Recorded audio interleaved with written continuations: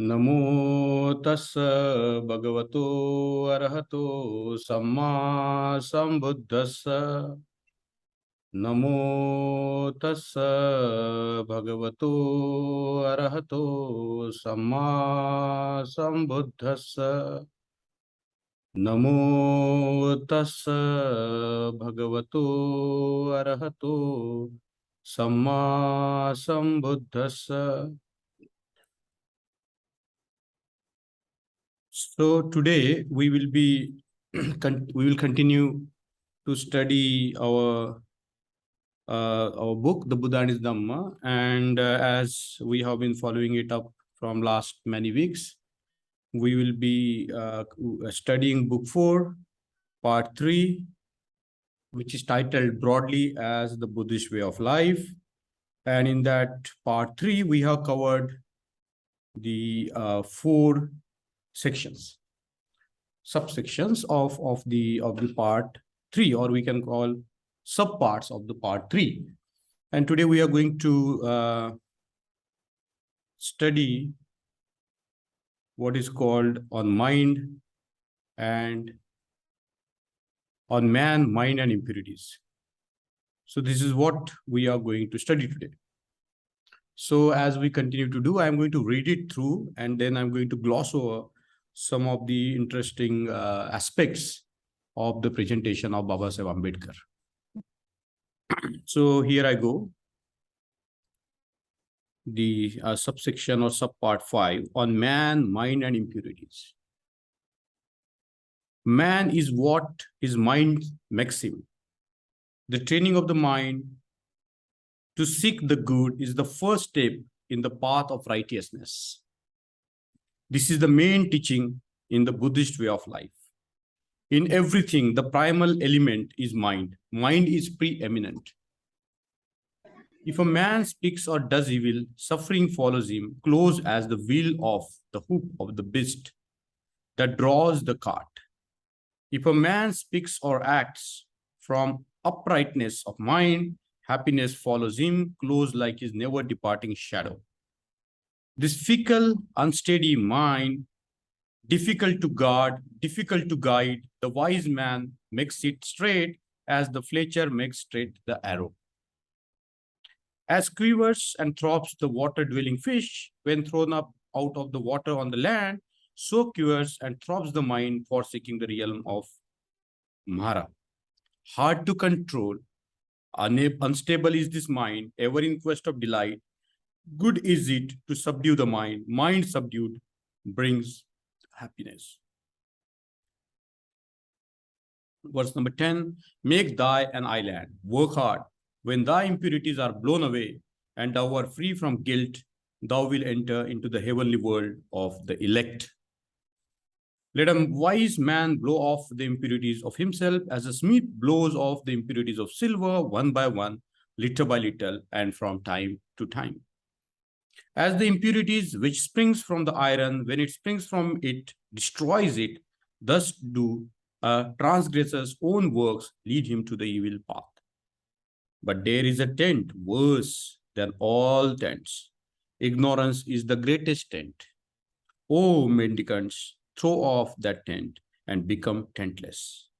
Life is easy to live for a man who is without shame. A crow here, a mischief maker, an insulting, bold, and wretched fellow. But life is hard to live for a modest man who always looks for what is pure, who is disinterested, quiet, spotless, and intelligent.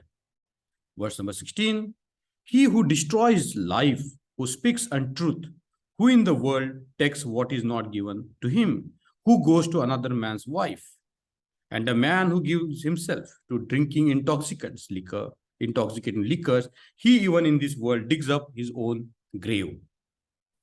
Verse number 18, oh man, know this, that the unrestrained are in a bad state. Take care that greediness and vice do not bring thee to grief for a long time. The world gives according to its faith or according to its pleasure. If a man frets about food and drink given to others, he will find no rest either by day or by night.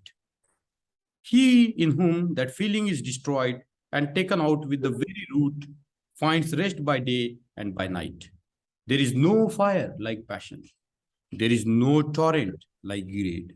The fault of others is easily perceived, but that of oneself is difficult to perceive.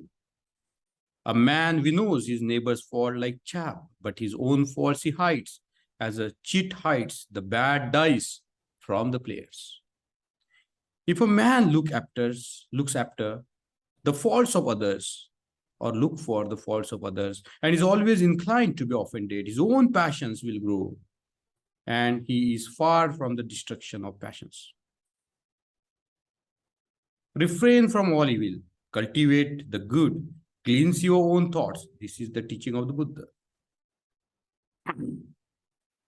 So you see, in this particular subsection, the subsection 5, it is titled as On Man, Mind and Impurities. It's very clear, man, the mind and the impurities. And then, as we know that Baba Ambedkar has given, in the Buddha's teachings, the stress on the presentation of the importance of mind. And we have seen the culture of mind. We have seen in the past is one of the important purposes of the Buddha, of the Dhamma. Okay, so the mind is very important. And as the verse number 1 goes, man is what his mind makes him. So whoever we are, however we are, the way we behave, the way we talk is all because of our mind. Isn't it? So this, 7 words encapsulates the entire teachings of the Buddha. Man is what his mind makes him. So you see, whatever we are, whoever you are, we are responsible for it. Because our mind is responsible for who we are. And everything that we do, what is important is the mind. So therefore, the verse number 2 goes like this. The training of the mind to seek the good is the first step in the path of righteousness. And we have seen the path of righteousness when we discussed in the previous chapters about the path of righteousness that Baba Ambedkar has talked about at length in the previous sections of the Buddhism. So what is important? Training of the mind to seek the good is the first step in the path of righteousness. So you see, if we want to create a righteous world, or if we want to become a righteous being, or if we want to become a righteous man or a woman, the first thing, the first step is to train the mind to seek the good. So you see, there are many ways by which we train the mind, like if we are mathematician, we try to train our mind in the mathematical equations, or if we are a doctor, we train the mind for surgeries, or for the medicines. But if we want to seek, why do we train the mind in Buddhist context? To seek the good. It's a very important sentence here. To seek the good, we train the mind. We don't train mind for any other things. We train the mind so that our mind always seeks the good. And that is the only step, the first step in the path of righteousness. Without training of mind, nothing good in the world will come, because we have to always train the mind to do good. And what is the verse number 3? It says this is the main teaching in the Buddhist way of life. You see, we have seen, Baba Ambedkar has talked about, many things in terms of the Buddhist way of life, like how we have to do away with anger, enmity, how we have to cultivate good on hurt, on ill will, and so on and so forth.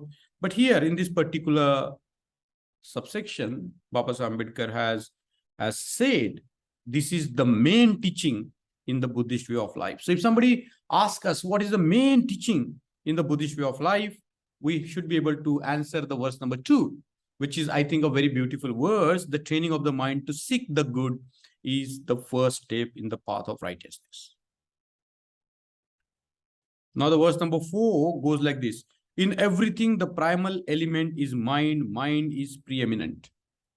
Now this, if we have studied the first 2 verses of the Dhammapada, of the Yamak Vagga, the verses, the gathas actually talk about this thing. Mano pubbangama dhamma mano setta manomaya mansache paduttena bhasativa karotiva tato nang dukkha manveti chakhamba vahato padam. And then it's positive counterpart. Mano pubbangama dhamma mano setta manomaya mansache pasannena bhasativa karotiva tato nang sukha manveti shaya va anpaini. And these gathas come as we are now going to look into the gathas, the verse 5 and 6 here in the Buddha and Dhamma. The gathas get repeated, as I told you in Pali. So you see, in everything, the primal element is mind. Mind is preeminent. Mano pubbangama dhamma, mano setta, manomaya. Now the verse number 5 goes like this. If a man speaks or does evil, suffering follows him, close as the will of the hoop of the beast that draws the cart. So it's like a mathematical thing, it's like a logical thing. If we speak or act from uprightness, if we speak or does evil, suffering follows him, close as the will of the hoop of the beast that draws the cart. So if we speak or do evil, then it will follow automatically that the suffering will come. And you see this simile of a wheel following the hoop of the beast is very, very concrete image, isn't it? So I think this verse number 5 is the very first verse of the Dhammapada. And we have seen in the previous sections that a lot of this material that Baba Ambedkar has, got together is from the Dhammapada. So you see, the verse number 6 goes like this, and I think it's very beautifully put up by Baba Ambedkar here. If a man speaks or acts from uprightness of mind, happiness follows him close like his never departing shadows. So it's guaranteed. If we speak or act from uprightness of mind, happiness follows him close like his never departing shadow. You see, these two contrasting verses, but they mean the same thing. That paduttena and pasannena. So if we act or speak, with evil mind, the suffering is definitely going to follow, isn't it? So you see, there is a direct connection of our behavior with the kind of mental states that we have. There is a direct correlation. If our minds are positive, our minds will definitely be happy. It's like the shadow that never leaves you. So the verse number 6 and 7, the verse number 5 and 6, as we have seen, it has been taken from the Dhammapada, the first two verses of Dhammapada. Now this verse number 7, this fickle, unsteady mind, difficult to guard, difficult to guide, the wise man makes it straight as the fletcher makes straight the arrow. It's very simple, because what is the characteristic of a mind? It's fickle. It's always moving. It's unsteady. It jumps from here to there. Difficult to guard. It's not easy to guard the mind. Difficult to guide. It's not easy to guide the mind. So what does a wise man do? The wise man or woman makes it straight, as the fletcher makes straight the arrow. Now, making your mind straight is not an easy task, because our minds are crooked. Our minds are always shifting from here to there. Our minds are fickle. Our minds are unsteady. So how do we make our minds straight? Because if we can make our mind straight, then whatever we do, we can bring that focus to our mind.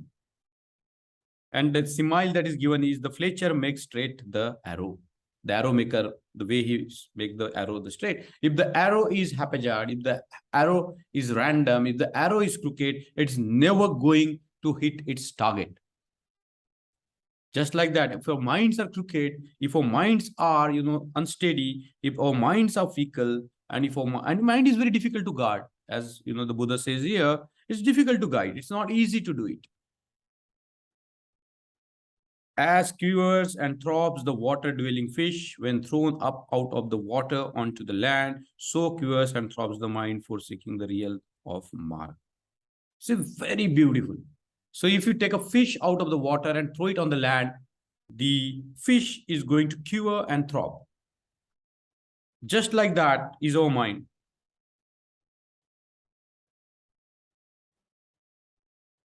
So when our mind is coming out of this sensual, world where we take everything for granted, our mind is just like the fish thrown out on the land. It quivers and throbs because it's the realm of Mara. What is the realm of Mara? It's the realm of sensuality. It's the realm of our senses, isn't it? Like as we have seen that our eyes are gravitating towards the forms, the colors, and all that is pleasing to the eyes. Same with the ears, same with the nose, same with the tongue, same with the touch, and our mind, which sort of integrates everything and conceptualizes. It makes into it fabricates everything, isn't it? Our mind, whatever data we get from these five senses, our mind has the capacity to fabricate the world, to fabricate likes and dislikes, to fabricate what is good and what is bad. So see, as it's very beautifully put here in the verse number 8, and I'm going to read it again. As quivers and throbs the water-dwelling fish when thrown up out of the water onto the land, so quivers and throbs the mind forsaking the realm of Mara. See, we are so much indulge into this world created by Mara, the world of death, the world of sorrow, the world of suffering, so much engrossed that the Mara can take control of us anytime. So, we cannot imagine the world outside the Mara's realm. We cannot imagine the world of the Buddha. We cannot imagine the world of the Bodhisattvas like Baba Sahib Ambedkar. There is a marked difference between their words and the world that we dwell in. We dwell in the sensual world. We dwell in the ignorant world. But these enlightened beings have a very different world that they dwell into because their minds are free from the clutches of Mara. So verse number 9 goes like this: hard to control, unstable is this mind, ever in quest of delight. You see the tendency of the mind to find delight. Nandi Raga. In Pali, it's called Nandi Raga. So every time our mind is finding an object to relish, object to devour, object to enjoy, isn't it? Ever in quest of delight, good is it to subdue the mind. A mind subdued brings happiness. You see, the worldly delights that we all perceive, we all perceive good food, good, things, everything that pleases our mind. And we think that we are going to become happy by that. But what the Buddha is saying that only the mind subdued brings happiness. And we have seen the definition of happiness in terms of the Nibbana as a Param Sukham.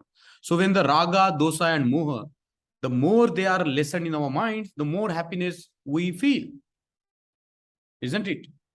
The more we behave ethically, the more we behave with wisdom, the happiness follows. And this is very beautifully put here in the verse number 9. Hard to control, unable is this mind, ever in quest of delight. Good is it to subdue the mind. It's very good to subdue the mind. Chittang dantang sukhavaham. In Pali, it is called Chittang dantang sukhavaham. A mind subdued brings happiness. So whenever we can subdue our mind, we can calm our mind, we can stable our mind, we can control our mind, then that is definitely going to lead to happiness. Now, this is verse number 10, very often quoted, Atta Deepa Bhava. But here, we have to see this in the context.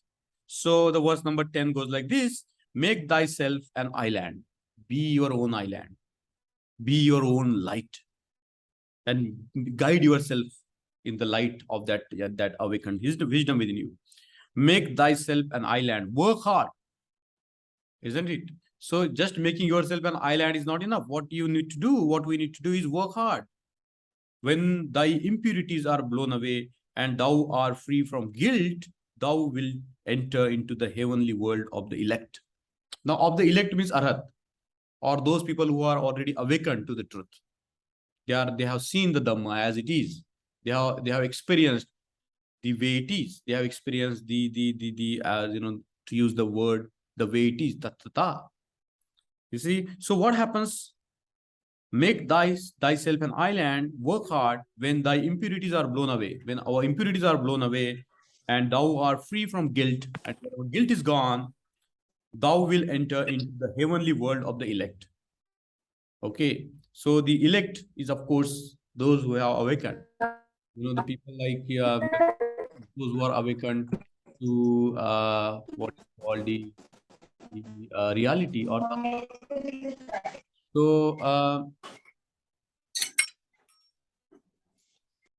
So you see what we are trying to get it at here in the verse number 10. Make thyself an island, work hard when thy impurities are blown away, and thou art free from guilt, thou will enter into the heavenly world of the elect.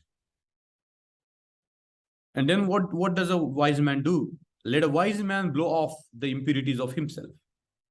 You see, there is no outside source which is going to help us to blow away our impurities.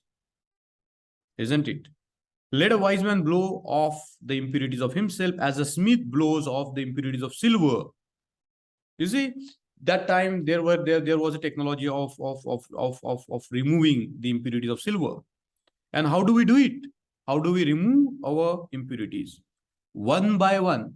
We cannot remove all the impurities at a time. So you see, it's a very beautifully put here. One by one. We understand our mind. We find different mental states in our mind. We work on them one by one, little by little, and from time to time. Very clear, very beautifully put. We cannot do it all together. We have to do it one by one. That means we have to have patience, little by little. There are something small things are taking place, as we have seen in the past discussions, that we do good, a small good we do continuously, and we guard our minds from the smaller evils. So you see, as the verse number 11 goes, let a wise man blow off the impurities of himself. Let the wise man blow off the impurities of himself as a smith blows off the impurities of silver one by one, little by little, and from time to time. And the verse number 12 goes like this: as the impurity which springs from the iron, when it springs from it, destroys it, thus too a transgressor's own works lead him to the evil path. So we are, in a way, the cause of our own destruction. Just like the iron is destroyed by its own rust, likewise our minds are destroyed by its own impurities. So all these taints, all these impurities, the worst of all these taints, the verse number 13. But there is a taint worse than all taints. Ignorance is the greatest taint. O mendicants, mean bhikshus, throw off that taint and become taintless. So only wisdom, only this pradnya is going to make our minds, free. Nothing else. Only that is going to remove all the taints of our mind. So I'm going to read this verse number 13 again. But there is a taint worse than all taints. Ignorance is the greatest taint. O mendicants, throw off that taint and become taintless. Then verse number 14 goes like this: life is easy to live for a man who is without shame. A crow here, a mischief maker, an insulting, bold, and wretched fellow. But life is hard to live for a modest man who always looks for what is pure, who is disinterested, quiet, spotless, and intelligent. These two verses, they show the two sort of lives that we live. And the man who gives himself to drinking, you see, now this verse number 16 is the encapsulation of the 5 precepts. So the sila are the essential training for the mind. Without this training of mind in the sila, it's very difficult to acquire the samadhi, the steadfast mind, the mind that goes in a straight arrow. And without that, it's very difficult to have a wisdom, isn't it? So verse number 16 and 17, they are they are about the Panchasila. So, of course, we know the first seal: he who destroys life, who speaks untruth, who in the world takes what is not given him, who goes to another man's wife. Paradaram gacchati. Adinnam adiyati means takes what is not given. Panampi hanati, destroys the life. So you see the verse number 16, he who destroys life, who speaks untruth, who in the world takes what is not given him, who goes to another man's wife, and a man who gives himself to drinking intoxicating drinks, he even in this world digs up his own grave. So that's how we destroy ourselves, isn't it? So we have seen two things. One is we have to steady our mind. That means samadhi. We have to practice this sila. That means sila, and then we have to remove the ignorance. That means to acquire prajna. So sila, samadhi, and prajna is the training that the Buddha has suggested so beautifully we woven together by Baba Ambedkar here in this particular subpart 5. So, oh man, know this, that the unrestrained are in a bad state. Take care that greediness and vice do not bring thee to grief for a long time. The world gives according to its faith or according to its pleasure. If a man frets about the food and the drink given to others, he will find no rest either day or by night. You see, here Baba Ambedkar was talking about the mind, his impurities, and now he is coming to the social relationships. As to our relationship with other human beings. We should not fret about the food and the drink given to others. He will find no rest either by day or by night. He in whom that feeling is destroyed and taken out with very roots finds rest by day and by night. You see, giving, doing good to the world, to the other people, brings us the rest by day and by night. There is no fire like passion. We have seen this. We have seen that, 3 passions. But there is no fire like passion. There is no torrent like greed. And the verse number 22 is so important for our movement and for the Buddhists to practice. So important, the verse number 22. The fault of others is easily perceived. You see, we are masters of perceiving the faults of others, blaming others. All the time we are blaming others, picking up their faults. All the time we are doing it. The faults of others is easily perceived, but that of oneself is difficult to perceive. We never blame ourselves. We never look at ourselves. We think that we are always right. I am always right. The others are wrong. I cannot do wrong. They are doing the wrong. They are bad people. I am a good person. You see? So, and it's very true that, we do not look at our mind and perceive our own faults. And as Baba Ambedkar has put up, this beautifully in this particular subsection, the faults of others is easily perceived, but that of oneself is difficult to perceive. The gaze is not outside. We are not picking the faults of others. We are not trying to put them in the bracket. We are turning our gaze inwards, which is very difficult, which is not easy at all. The fault of others is easily perceived, but that of oneself is difficult to perceive. A man, we knows his neighbor's faults like chaff. We pick up the fault. There is this wheat and there are chaff. So what we do, we just, we know the neighbor's faults like chaff, but his own faults he hides. We are masters in hiding our own weaknesses, our own faults all the time. Always we do that. So you see, the fault of others is easily perceived, but that of oneself is difficult to perceive. A man, we knows his neighbor's faults like chaff, but his own faults he hides as a cheat hides the bad dice from the player. So in a way, we are cheat. How do we cheat the world? By hiding our own faults and pointing out at others' faults. Very important point. This is very important for the social movement. This is important for the families. This is important for any organization. This is important everywhere, wherever there are human beings, isn't it? The fault of others is easily perceived, but that of oneself is difficult to perceive. A man, we knows his neighbor's faults like chaff, but his own faults he hides as a cheat hides the bad dice from the player. And the verse number 23 goes like this. If a man looks after looks for the faults of others, and is always inclined to be offended, his own passions will grow, and he is far from the destruction of passions. Very clear, very succinct, very powerful. So if we continue to look for the faults of others all the time, not looking at ourselves, looking at others, what happens?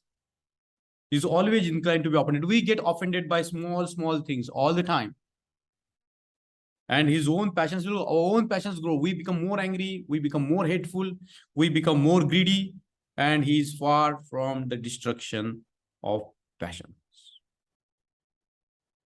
Now, the highest point of this subpart comes to the end.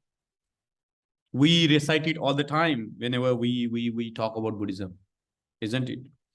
Refrain from evil, sabba papasya karnam. Cultivate the good, kusalasya upasampada. Cleanse your own thoughts, sachitta paryodapanang. Etang buddhana sasanang. This is the teaching of the Buddha. Isn't it? And we have heard this story often about this sabba papasya karnam kusalasya upasampada. Sachitta paryodapanang etang buddhana sasanang. That there was a monk, who goes to China, and this emperor is a Buddhist, and he's very, very impatient to listen to the Buddha's teachings.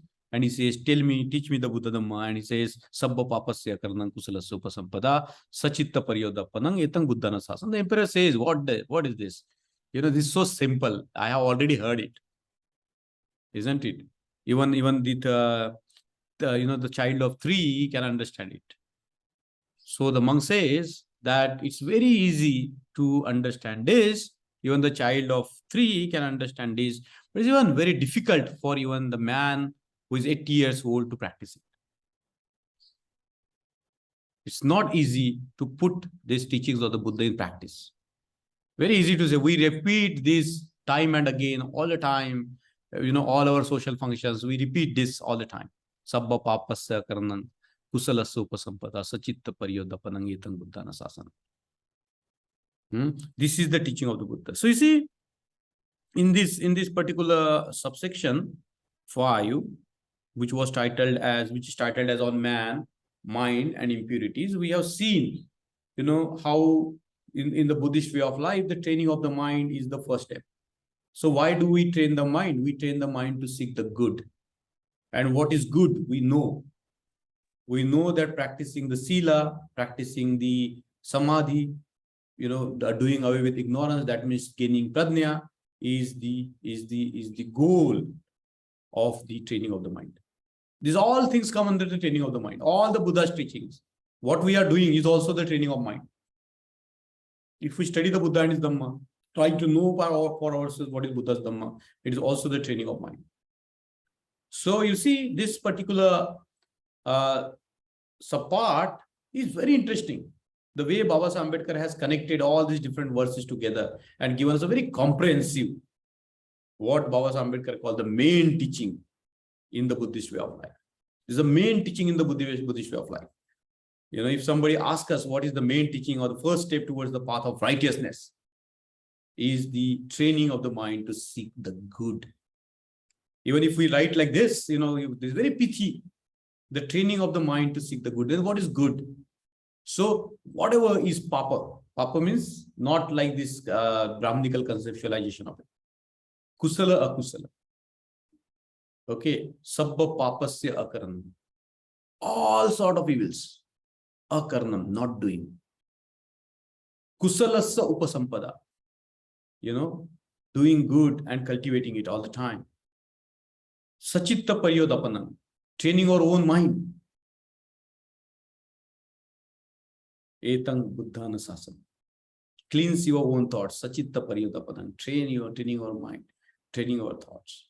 Removing those draws, removing that impurities of our mind. If we don't remove the impurities of the mind, as Babasaheb Ambedkar has put very beautifully here, for taking, from Dhamma, that ourselves will be the cause of our own destruction. There is no cause outside for our own destruction.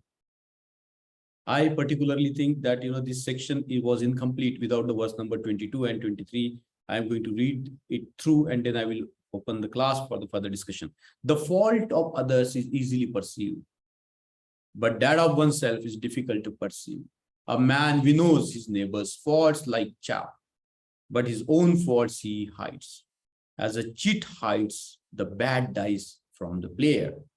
If a man looks after or looks for the fault of others and is always inclined to be offended, his own passions will grow and he is far from the destruction of passions. Read this subpart again and again, and I'm sure that we will pick up a lot of important teachings for our own life, and we will know how it is to practice the Buddhist way of life. So I will stop here and open the class for any comments, any discussion, anything that's going on your mind.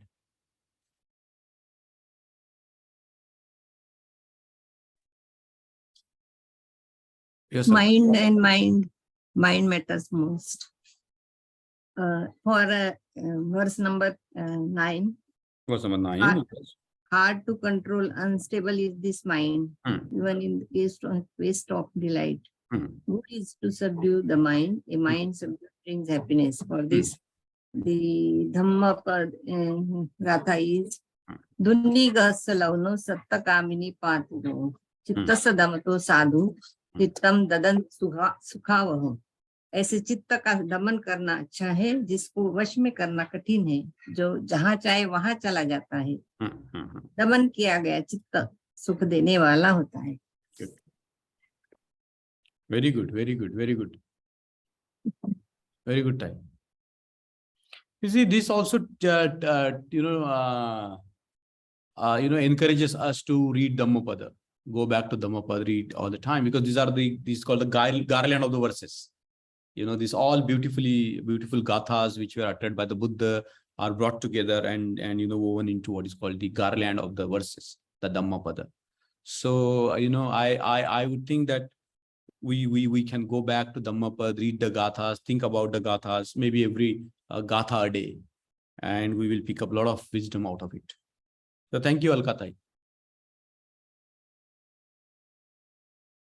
Anybody else? Anyone?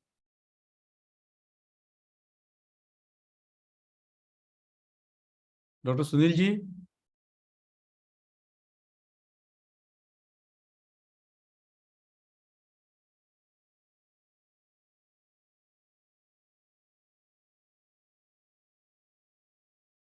Okay. So I think if we do not have much to say on this, because this is a very clear exposition, very, very straightforward, and at the same time, very, very, it directly pertains to our own lives. So I think we can pick up a lot of things from this Buddhist way of life in terms of how we can bring the Buddha Dhamma in our lives, in our society's life, in our personal lives, and so on and so forth. So I think this is the way it has been presented by Baba Ambedkar. His approach to teach us the Dhamma is very important, isn't it? Sometimes we are taught Dhamma in a bigotic way. Sometimes we are taught in a very different ways the Dhamma. But here, as we have seen in Baba Saheb Ambedkar's approach to teach the Dhamma, it's very clear. It's very clear. It's very beautiful. It's very presentable. It's very direct. It's not dogmatic, and we know how we should live our life as a Buddhist. So I would think that we will keep on. Then verse number 19, the world gives according to its faith or according to its pleasure. If a man prays about this verse suggests that dan if not given generously, and it is given if someone demands without his will, then he is not happy. But dan should be given happily, generously. Yes. That is what the dana is all about, giving freely, isn't it? Without thinking about it. We just give, and when we just give, because we know that there is nothing to be hold on to. Yeah. Isn't it? There is nothing that we can hold on to forever. So our fist is always, our hand is not like this. It's always open. Yeah. That is what is the mudra of the Buddha, Dana mudra. You see the Dana mudra of the Buddha. It's always the open palm. He's always giving. His hand is opening to the world all the time. Yeah. Good, good, good, Alka madam. I think Jayashri has raised a hand. So Jayashri, please go ahead. Yeah, hello Jai Bhim Mangesh ji and Jai Bhim everyone. Yes. Myself Jayashree Ingre. So I still joined your today's session, but it's wonderful to hear the summarized version of Dr. Baba Saheb's teachings from you. So I'm looking forward to join your more sessions, and I'm really liked your the way you lectured the things with the way you told us Baba Saheb's teaching. So really thankful to you, and I'll surely join your next sessions as well. Yes, yes. Thank you. You're welcome, Jayashri. And if you want to go through the previous classes, they are available on the YouTube. And Okay, sure. more than 50 classes we have done. So we are in the middle of the book, and we all have decided to finish the book together. Okay. So thank you, Jayashri, for joining in. I'm very happy to hear your comment. Thank you. So anybody else? Anyone?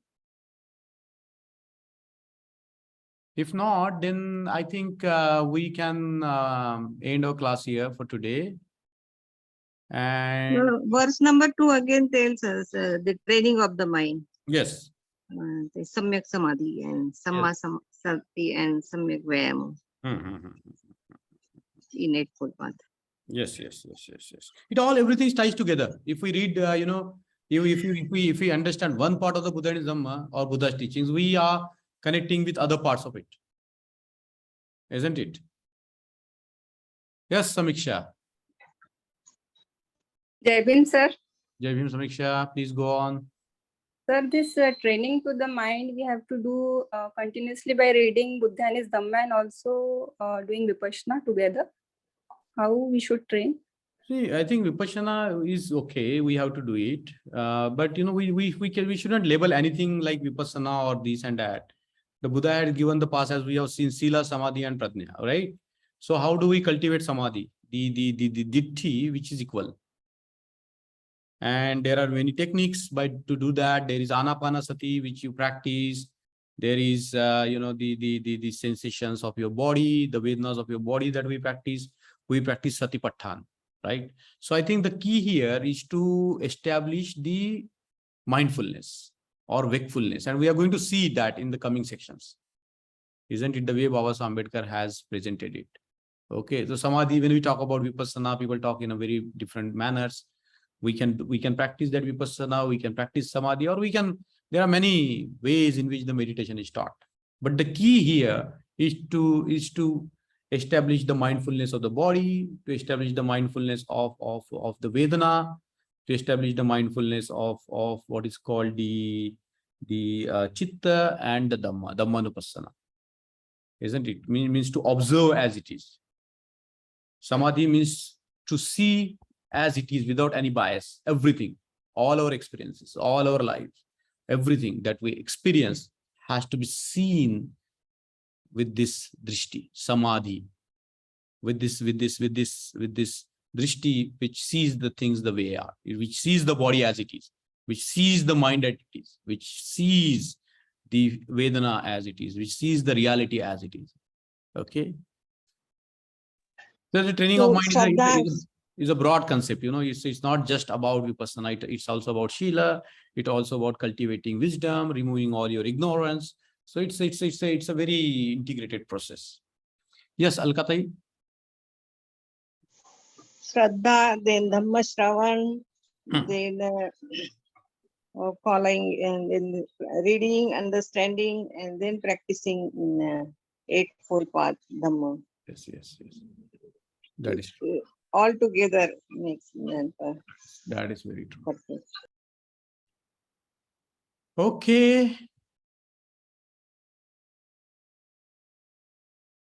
Okay, then we will finish our class here today and see you all next week. Jai Bhim. Namo Buddha. Thank you so much. Thanks. Thank you, sir.